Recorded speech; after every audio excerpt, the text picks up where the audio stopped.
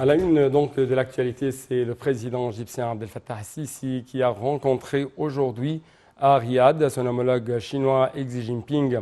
Selon le porte-parole de la présidence, l'ambassadeur Bassam Radi, la réunion a porté sur le développement de relations bilatérales à travers un partenariat stratégique et global. Au cours de la rencontre, le chef de l'État a souligné que l'initiative chinoise, la route et les ceintures, convenait aux efforts de l'Égypte à développer plusieurs secteurs, mais aussi à développer l'infrastructure. Le président, en outre, a encouragé les compagnies chinoises à investir en Égypte et a appelé à soutenir le tourisme chinois en Égypte. Notons que le président Sisi est arrivé aujourd'hui en Arabie Saoudite où il doit participer au premier sommet arabo-chinois prévu à Riyad. La participation du président à ce sommet intervient dans le cadre de l'importance qu'accorde l'Égypte au développement des relations historiques distinguées liant les pays arabes et la Chine. Elle a aussi pour objectif de renforcer le mécanisme de l'action conjointe en vue de réaliser les intérêts communs. Le sommet arabo-chinois vise également à mettre en place un dialogue politique entre les deux côtés et entreprendre des consultations, des coordinations des positions concernant les questions régionales et internationales d'intérêt commun.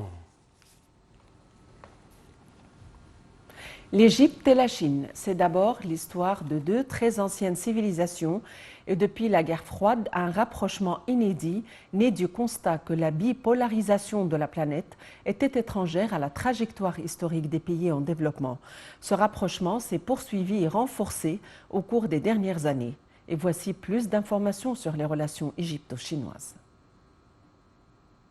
Le rapprochement entre l'Égypte et la Chine est ancien et s'est même renforcé au cours des dernières années. Le Caire participe activement au forum de coopération entre la Chine et le monde arabe. Une zone de coopération économique et commerciale a été installée à Suez sur l'une des routes maritimes les plus importantes au monde. Et l'Égypte a été, avec l'Afrique du Sud, l'un des premiers pays du continent africain à rejoindre la Banque asiatique d'investissement pour les infrastructures, l'une des institutions les plus importantes du dispositif de financement des projets développés par Pékin dans le cadre des nouvelles routes de la soie. À partir de ce choix d'une coopération tous azimuts, un seuil a été franchi puisque les échanges commerciaux se sont accrus et que la part des importations en provenance de la Chine a dépassé celle des importations en provenance des États-Unis. En décembre 2014, un peu plus d'un an avant la visite du président chinois Xi Jinping, les deux pays passaient à la vitesse supérieure en élevant leurs relations au niveau d'un partenariat stratégique global, le plus haut de la hiérarchie du réseau de partenariats établi par la diplomatie chinoise. Au fil des années, les partenaires ont discuté de dossiers majeurs, concernant notamment les affaires africaines et le Moyen-Orient, spécialement le problème palestinien, la sécurité du Golfe et les crises syriennes, yéménites et libyennes. La multiplication des investissements chinois précède de plusieurs années le projet des nouvelles routes de la soie, promu par Pékin. Au-delà même de l'Égypte, l'ensemble de la région accueille progressivement des installations chinoises soutenues par les géants étatiques dans les domaines les plus divers. Gestion et participation dans des ports, industrie automobile, textile, transport, traitement de l'eau, de minerais, concessions pétrolières. En 2010, le Forum économique et commercial sino-arabe voit le jour dans la province du Ningxia qui abrite une importante communauté, des Han, convertis à l'islam. L'Égypte joue un rôle majeur dans la promotion de ce forum, porteur de son point de vue de considérables opportunités commerciales. La Chine voit également dans le marché égyptien une main-d'œuvre attractive pour ses entreprises, ainsi qu'une plateforme pour atteindre d'autres marchés, Europe-Afrique, avec un atout stratégique majeur, le canal de Suez. C'est dans ce contexte que les deux pays optent pour un partenariat stratégique global. Le Caire et Pékin s'engagent à coopérer dans tous les domaines pouvant relever des relations bilatérales, et cela sur le long terme.